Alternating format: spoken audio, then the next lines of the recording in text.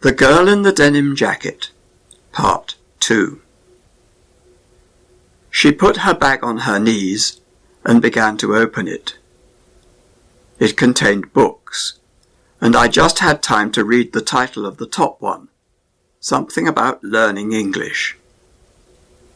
Maybe she was a foreign student, or an au pair girl, I thought. I wondered what country she was from. I couldn't bring myself to say anything to her, though, and she didn't say anything to me. As the train approached Harrow, most of the remaining people in the carriage got up to leave. The girl and I, however, stayed sitting in our seats. Why hadn't I begun to talk to her, I wondered.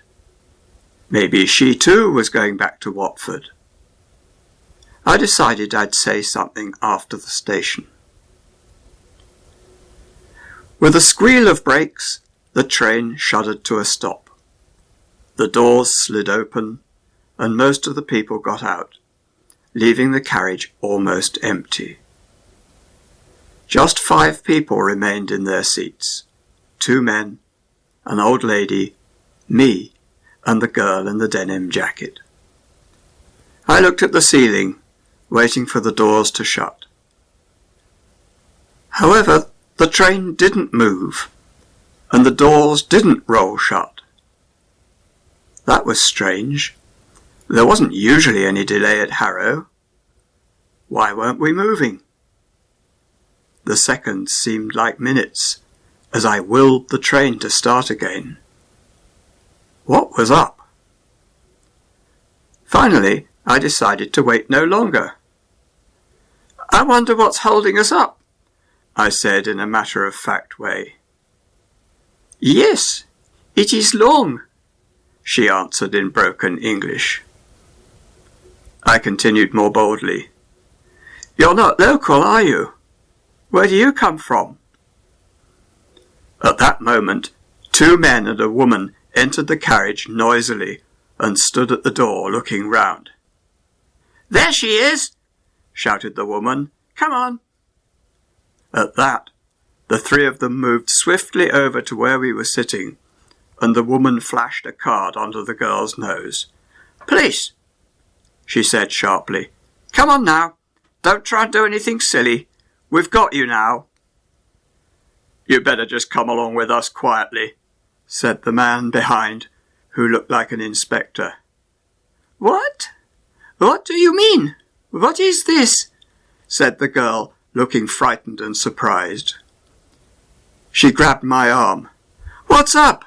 I blurted out angrily. What's going on? Leave her alone. You just mind your own business, young man, said the inspector gruffly, or we'll be running you in too. They took the girl by the arms and began to march her towards the door. For a moment she struggled, and one arm came free. In the disturbance, a bracelet fell to the floor. No one paid any attention to it. They hustled her out of the carriage and onto the platform. I heard one of them shout, "Okay." I turned round to watch as they pulled the girl, struggling fiercely, towards the station exit. For an instant, she looked back at me.